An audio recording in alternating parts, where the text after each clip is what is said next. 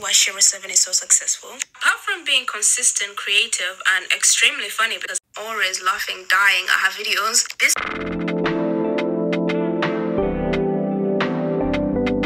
is honestly another reason why I think she's so successful. Shera 7, aka Sprinkle Sprinkle Lady, she represents the retaliation of the wounded feminine. She represents the woman that grew up watching her mother, her grandmother single-handedly struggle in a marriage that did not benefit her. She represents the energy of a woman who once approached relationships very naively because they once believed in fairy tales, just to wake up to the harsh realization that they don't exist. Not only does she validate the woman's pain, she represents liberation to the woman that's been conditioned to put herself last.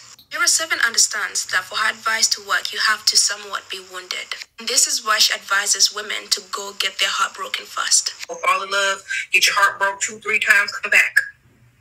She teaches how to shut off emotions, something that is very unnatural for a woman. True nature which wants to be loved, adored, worshipped, admired, into money, financial security, and materialistic possession. She would rather go for the money because at least she's getting something out of it. Shera teaches that men aren't capable of love. Rich or poor, they don't love you. So stop investing your emotions in someone that can never love you. Therefore, teaching the woman to withhold her love, her desire, and approach the dating world in a way that doesn't fulfill her but keeps her safe. Shera teaches the woman that has felt so powerless over the years to pull her power back and succeed in the dating game. When I say succeed, it's not in the natural divine feminine way, but as a means of survival and coping in a world that has neglected and abandoned the feminine. Because in the long run, the wounded feminine would rather be safe than happy. Because happiness is not promised, but safety could be guaranteed. Here's a part 2 to why I think Shera 7 is so successful. If you haven't watched part 1, watch that first and then watch this one. In a world that has programmed women to be nice, to be accommodating, to be good girls, Shera 7's platform gives women permission to step into their dark feminine energy using manipulation, using psychology, and using spirituality. Shera 7 has undoubtedly studied the male psyche and mastered it to a T that she's teaching women how to make money. I say to make money and not find love because she's outwardly said that she's not a dating coach and she's a financial advisor. Also, I'm not a dating coach. I'm a financial advisor. What I find fascinating is many women are taking on Shera's advice, not even because they want the money, not even because they care about the money, but it's more as a means of protecting herself. It's a safety net because if he ever left, or if his feelings changed, at least I have something tangible, stable to hold on to and not just a broken heart.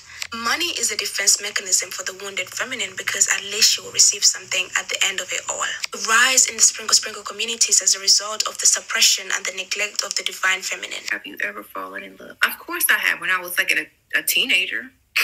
Shera 7 hasn't always been that way. She was once a lover girl. She loved and she was naive, but it's through her experience, suppression and the neglect of the divine feminine that has given rise to this wounded feminine who is very cold, calculated, very much in her masculine energy. You don't act cold. You are cold. You act nice. Because that is how she's learned she will receive something at the end of it all. Even though it's unfulfilling and goes against her true nature, it gets her where she wants to go. Shera 7 does not think that women can win in the dating world with just love. To win in this misogynistic system, women have to aim for something a lot more tangible, like money. Many other women are waking up to the same truth as they seek money as a means of safety than love for means of happiness. Shera 7 is loved because she's authentically herself. She has been consistent with the same message for over 10 years now. Even though she's rising to popularity now, she's always had her YouTube channel for so long and she's preached the same message. The fact that she stands for women and women's empowerment and she doesn't care what anyone says, she doesn't care about any judgment, women are more likely to gravitate towards her energy because it's refreshing and provides a new perspective. In a world that's conditioned women that their value has an expiration date, Shera reinforces self-love and teaching women how to love themselves. And as much as men hate Shera, they have somewhat contributed to the rise of the sprinkle community. When these men lie and abuse and take advantage of these women, they are quickly joining the sprinkle community because they realize, you know what, I might as well get something. I've always known that Shera 7, she's not for everyone. I've always known this, with also the backlash from other women who are saying that she is devilish, she's manipulative, she's calculated, she's evil. And then they found themselves once they found God, and they're teaching backwardness and waywardness of life. I always say to those people is that You've never really listened to Shera. You only took pieces of that information and made an assumption of what she's teaching. But if you actually followed this woman and her teaching, you don't have to even take everything. You know that she teaches you to be your own self, your own person, and then invest in this thing called self. And don't go out looking for a rich man to love you. Don't go out looking for anyone to love you. The best way to give out to the world is to give to yourself first. The best way to be the best version of anything is to be yourself. Know what you want, go through pain, go through experiences. And then when you're ready to take what is yours in the world, you watch people like me, you watch people like Shera 7.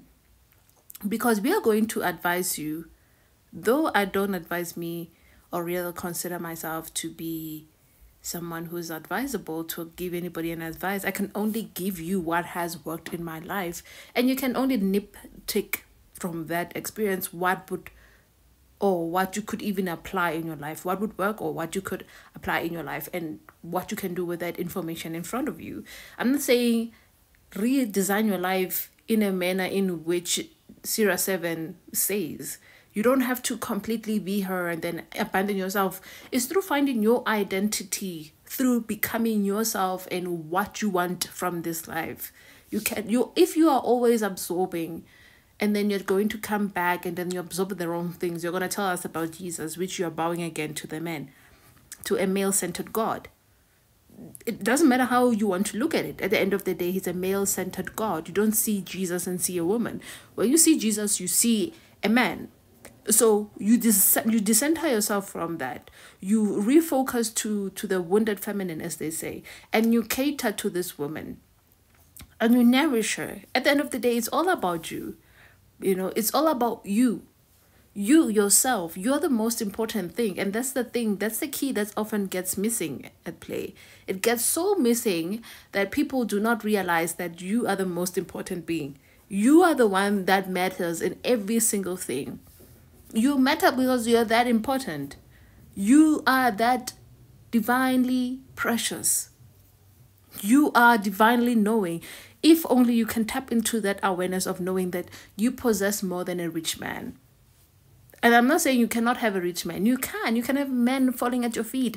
Why not? That's what she's saying. Why can you not have men falling at your feet, worshiping you, giving you whatever you want, while you've been calculating, selfish, cold? And in fact, they want those type of women. When you're cold, when you're self-centered, when you think about nothing else but yourself, that's where they want you. They wonder, why don't you want them? Why are you not falling at their feet? Because you have fallen at their feet for yourself first. And you can never fall at anybody's feet except yours. You cherish, you love yourself, you protect, and you center yourself. There's nothing above that. There's nothing else will center that. More than anything, you center yourself, you love yourself, you respect yourself, and you don't want a man to take it all away from you, all in the name of love. Men are incapable of love. A man can never really love you. A man can only subject to you to the things that he needs. Will always subject you to something else that makes him feel comfortable about his state of being, his evaluation of self, his emotion state.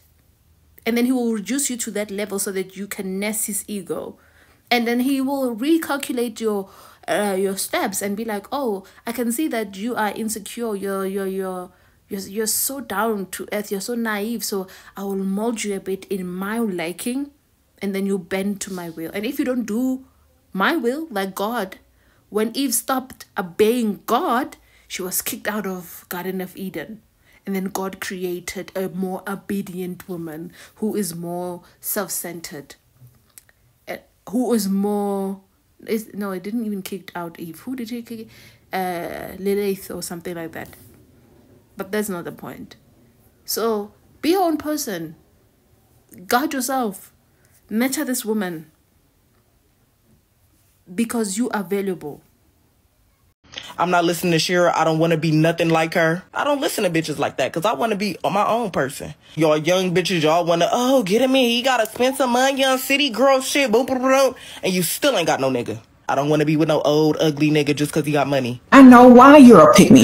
Because no one wants you. Think about that. All that money you putting into Dusty just so he could roll around with you on an air mattress or your bed in your house could be going towards you, making yourself look better, feel better, think better, know better. But y'all would rather pay for a Dusty to roll around with y'all in the bed, and that's all he can really do. And leave you with kids he can't pay for. That's all he can really do. He's not gonna do right if you put any type of money, and if you invest any type of money, he ain't gonna do right, man. I'm telling you right now, if you put any type of money to a grown, able-bodied man, he's never gonna do right.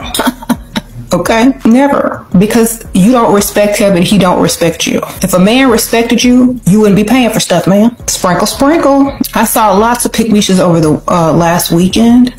They get on my nerves. Oh my gosh. The insecurity, and also, let's talk about the insecurity in these pick-me-shes. They think everybody wants they broke Dusty. Ma'am, nobody wants your Dusty that you're paying for. Okay?